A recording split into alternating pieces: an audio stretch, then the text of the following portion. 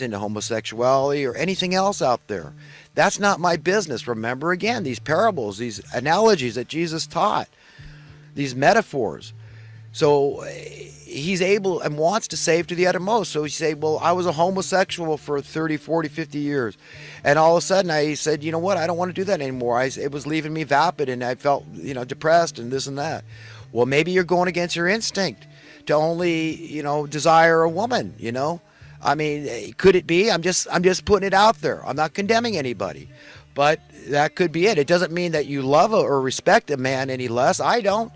I love all men the same, and I respect all men the same, if you're homosexual or not. It's just another sin, right? And how serious can this matter be when Jesus himself knew our weaknesses? He knew that we loved these procreation drugs that are stimulated by our sexuality that God gave us. So how much is God going to condemn us for this? I can't believe he is. I'm not trying to justify it or excuse it either, because it feels bad. Anything that leaves you feeling vapid or feeling separated from God or empty, it's not a good thing. And I engage in plenty of that. And I don't like it. I just want to be a strong man all the time. And I know God wants me to be a strong man. And he wants you to be a strong man or woman. He wants that for all of us. It's what makes sense. And to go out there and fight the good fight and win souls for him. Remember, win treasures. That's it. His yoke is easy, his load is light. Let's just go out and engage people and tell them that they are God's precious treasure. I've always said for decades now, I said, look, if I spent my entire life just wandering the earth and everyone I meet, I just let them know that they are God's precious treasure and he loves them more than anything else, okay? Just them. That they were invaluable to God. They were his precious treasure, worth more than many sparrows, that he's numbered the hairs on their head. Letting people know this, that would have been a life well spent, okay? And that's the advice I would give to everybody. So let's all do it in our own little way. We can go out and reach people and care about each other and love each other and win friends for God. That's it. And we're winning friends for each other too, ourselves.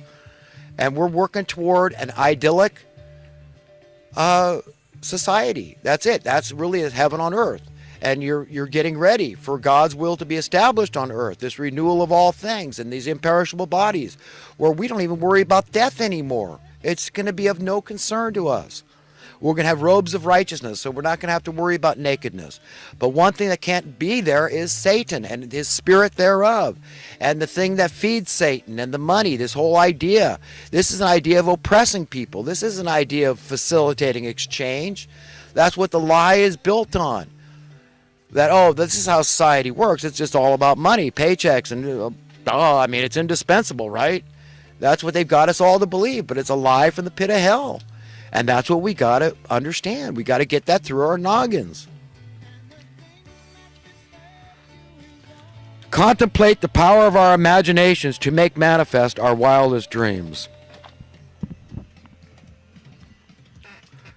Though we humans are phenomenally more intelligent than any other creature on earth, we are undeniably also phenomenally less mature. And I pointed out an example of that before, whereby, if somebody offered us our favorite food when we were starving, okay, we'd reject it if the option was $1 million. Any human would. I mean, so what is wrong with us? When the animals, they don't see any use. They would never engage in that crap. If we tried to help them understand the logic behind why they would want to do it and the benefits, right? Of, wow, don't you birds want to do this thing? I mean, don't you want to engage in this and play this money game so that some other bird can have one up on you and it's a way to store extra seed and look. But, they don't tell you that it's about oppressing the other birds. That for you to have an excess of these seeds that don't rot, that means you got to make these other birds go without. Well, there might be some birds out there, birds of prey, right, that would go along with it. But thank God they don't have the capacity. They don't have the intelligence to go along with it.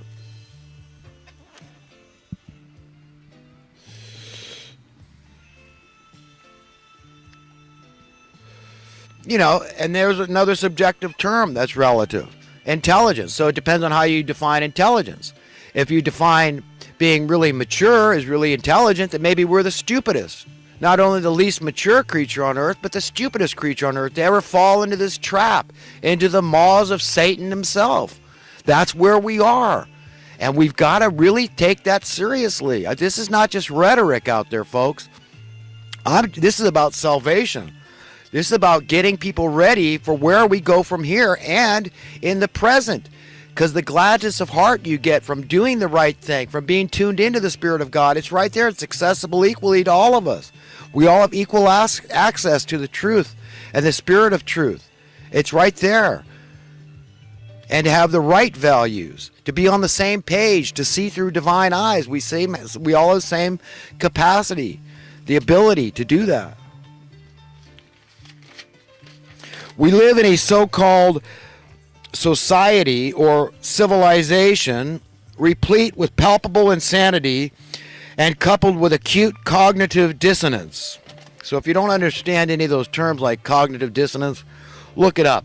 But we are extremely, all of us collectively, cognitive dissonant. How can we not be? I mean, if deception and delusion is ubiquitous, how are we going to escape without getting mired down in the muck, mire of the insanity of the world, and having screwed up beliefs to some degree, and having blind spots? I know I've got plenty of them myself.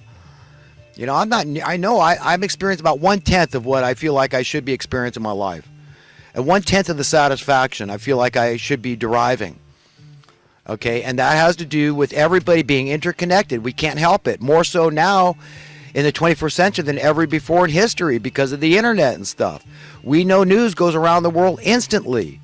We're living at a very, very special time where things are being very accelerated in terms of knowledge and the power thereof, and the responsibility we all have for spreading that power and the truth about that power, to help wake people up and shake them out of their slumber. Let's boldly work toward an ideal world, not sheepishly accepting a deteriorating one, a quickly deteriorating one. Crony capitalism is the Robin Hood theory in reverse. Right. I mean, whatever that would be, okay, it's stealing from the rich. Stealing from the poor and giving to the rich. That's what crony capitalism is, in my mind. The opposite. It's the worst possible thing to a true capitalist who wants to see true capitalism succeed. The worst thing. The real cost of money, a free humanity. Right. So the reason that what you're really paying for money is an enslaved humanity. Accepting the profanotype I wrote here, the F-hole as reality is the very definition of insanity. Accepting this crap hole is basically what I was trying to say. As reality is the very definition of insanity. This is not reality, folks, by any stretch of the imagination. True knowledge induces great power, which in turn demands vast responsibility from us by the beholder of that knowledge. You can't just keep it to yourself. You can't just bury it in the ground. You've got to share it. By increasing the worth of our currency, we diminish its relevance. Yeah, it's paradoxical. That's right. By increasing the worth, you diminish its relevance. So $10 in your pocket is worth 10 million. Nobody cares about money all of a sudden. We've all got prosperity and the system works fine because we have a willing workforce. Propaganda and the motto of the mainstream media is practice makes perfect. Right, deception and the propaganda. That's right. That's the way the mainstream media works. Worldly success is virtually guaranteed if we are willing to be cutthroat. The truth, the whole truth, and nothing but the truth is exceedingly radical in a world that's imbued with mistruths, and lies, and deceptions.